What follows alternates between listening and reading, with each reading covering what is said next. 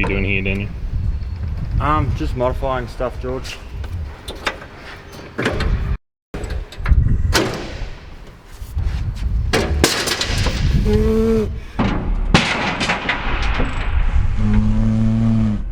What we do now is just take the springs out. We'll just take them out now. So I just cruise around sack.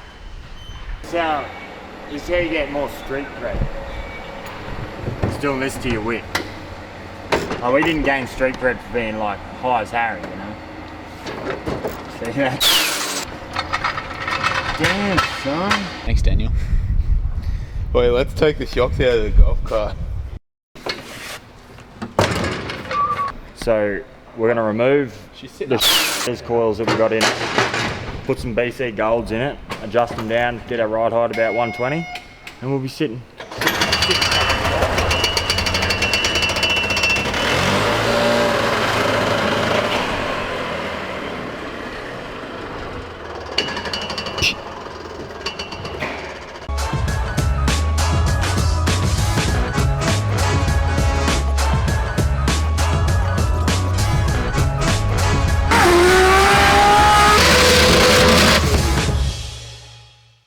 You a cop?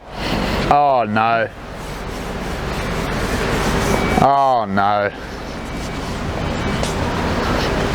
What does that say? Hell no. Hell no. It says Elmo. The channel, welcome back to the videos. G'day audience. Oh, that's my butt. How are you doing that? It's really good for my core. Welcome back. Welcome back to the channel. Thank you for tuning in again. George, Looney Tuning, and everybody else watching. Today, got a bit on, doing a bit on the 34, about ready to pull the motor out of that, and then got the transmission leak sorted on the Mustang, as well as just diagnosing some air conditioning issues. So we're gonna crack on with that. Then he's gonna crack on with something else. What are you gonna crack on with? What are you going to crack on with, then? I'm going to go tell them about the box that I haven't made yet. Okay, cool. So, tell them about the box that you're about to go weld up. For everyone that's tuned in today. All right, that was good. I just want to give you the brief. Jackass. What? That's all I'm saying. You're looking at the wrong spot, George. Stand here. Whereabouts? You didn't see it. So, on this Banana S15 in the shop,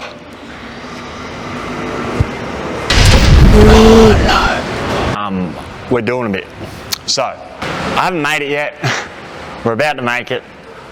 We're going to make a drop in fuel cell, pretty much going radium fuel cell, fuel safe module. So we've got to make a frame and all that to suit. So that's what I'm going to go do, George. If you want to show everyone watching, I'm going to go make a box and I'll show you when we're done. Off. Oh! Wait, did you see that? Cool.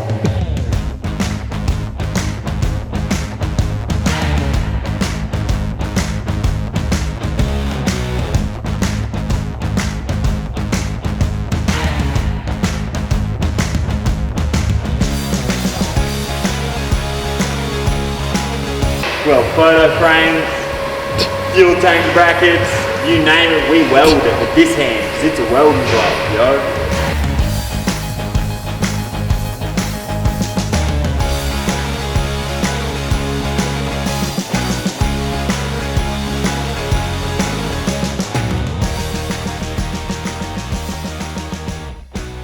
You wouldn't read about it. Just pumped out my box. We're not stuck. I wouldn't say we're stuck. We're toolboxing. Toolboxing on as to where we should mount the fuel cell permanently, sort of thing. We don't want it too low because of the diff, etc., and bottoming out. But what we've worked out is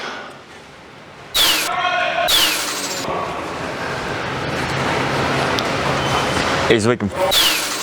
George, it's my box. It's my box, George, in here. It's blue.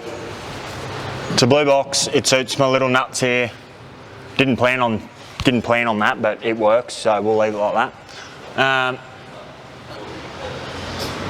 It's a great way of staying in shape. The mating call.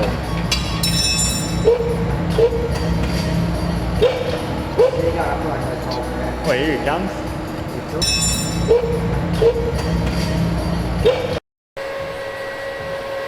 Oh, that's so wet. Welcome back, George, and everyone watching. So Mustang transmission leak. One of two things. You right, bro? Yeah, right. One of two things. So initially, the first problem that I found was that the pan was warped. So it had a low spot in one of the corners, which you couldn't actually tell. Generally, like the way that you tell that. Why do I always itch my ear? Why is my ear always itchy? Anyway, sorry, you're gonna cut that out, George. The usual way that you'd tell that is by turning the pan over, sitting on a flat surface. So the benches here are 5mm plate, still very flat. Sit there and you sort of tap each corner and feel for a low spot. Because this wasn't actually like warped, so to speak, you couldn't tell. So the only way that you could tell was by sitting a flat edge on it and shining light from the other side and basically looking underneath the ruler for that light coming through. So did that, found a low spot, got it up the back and got it machined flat. And then on top of that, the case connector. So this is the switch for the, like if it was in a factory car, basically. So it's a Turbo 400, not out of a Mustang, obviously. If it was in a factory car, this would be like the kick down. So when you put your foot down, it drops gears. That's what that does. So the O-ring on it had gone hard and perished basically, and it was weeping out of there as well. So we're going to make up a blanking plug for that, just because it's old brittle plastic. We'll get rid of that, put a nice piece of aluminium in there with an O-ring on it. Do that, put the pan on, reseal that, fill it back up, and then that's done. And then we're going to come over to the R34 and we're going to start to pull the engine out of it. We're going to start to pull the engine out of the 34, which we definitely haven't already done, and I definitely don't already have it on a stand. But George wanted me to tell you that I'm going to pull the engine out of the R34 M-Spec Nur GTR today. Look away, George, quickly. Just look away.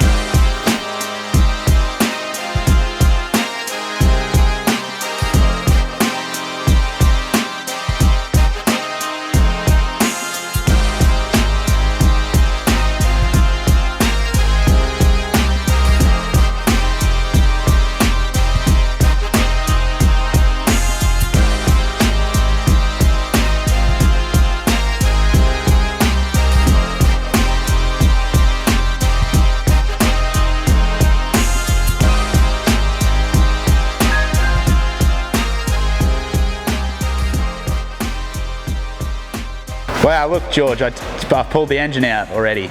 That's how quick I am. Pretty much the idea with the M-Spec is to just go over the whole thing front to back, just because it is such a rare car.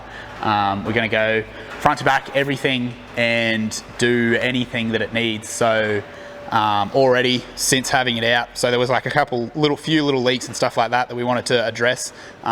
Being that this is a GTR, sump off is quite a big job, so it made sense for us to just pull the engine out on top of the stuff that we already knew we were going to possibly touch. I have found out that the dual mass flywheel is starting to show some sort of heavy signs of wear, so that'll be replaced as well. Pretty much just get this car back to how it would have rolled out of the factory, I guess, is the idea. That's what we're doing, basically an A1 check over top to bottom. So got the sump off at the moment, just checking everything in there and resealing that, get rid of this disgusting orange RTV that everybody seems to use. Scrape all that off and put a nice OEM grey or black. I think I'm gonna go for the grey on this one, George. What do you reckon, grey? Grey or black? Yeah, grey. Yeah, so scrape off that orange and reseal it nice and pretty and OEM like. So we'll get cracking on that, and we'll check back in with you later.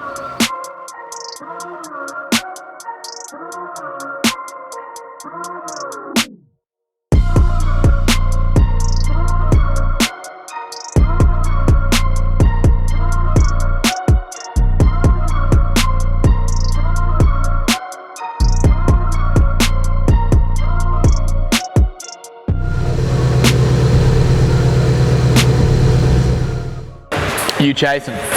Pardon me. We got Damo's S13. Got dropped off yesterday, day before, whenever it was. Basically, yeah, Tuesday. So got it on the hoist today. Pretty much what we're doing is just getting it ready for Matsuri. A few things. It's going to get a retune, rerouting some of the coolant hoses just away from the supercharger belts. A couple clutch lines, brake lines. Tidy it up, sort of button everything up, ready to go so that he can take it to Matsuri. So that's what we're doing. At the moment, just got the water pump off the front. So that's it here, not the water pump block off plate. So it runs an electric water pump. So it had fittings coming sort of straight out and then had to kick a hard 90-degree turn. So basically we're going to change those fittings to 90-degree ORB fittings that are like a slimline fitting with a 90 degrees, so that it's going to give us a lot more clearance for everything. The main reason for doing that is basically if the superchargers are pretty well renowned for throwing belts. So it throws the belt and destroys the belt every time. Not every time makes it sound like it happens a lot, but basically if he has to change the supercharger belt, he's got to drain the cooling system every time because he's going to take the hoses off because the hoses ran through the passage of the supercharger belt. So we're basically going to run them out and around that belt so that if it comes off or if he has to change it or anything like that, he doesn't have to remove the coolant lines anymore. So we're going to do that first, and then we will move our way back pretty much to the clutch line and the hydros, bleed the brakes and all that sort of stuff, get it ready, and then do a nut and bolt in the car. I think it's getting in alignment, and then next Wednesday it's getting a tune. So that's what we're doing. That's what we're doing, George. That's what we're going to be doing in the next video that you watch, because this is the end of this video. So like, comment, share and subscribe, and Andy will give you a gift.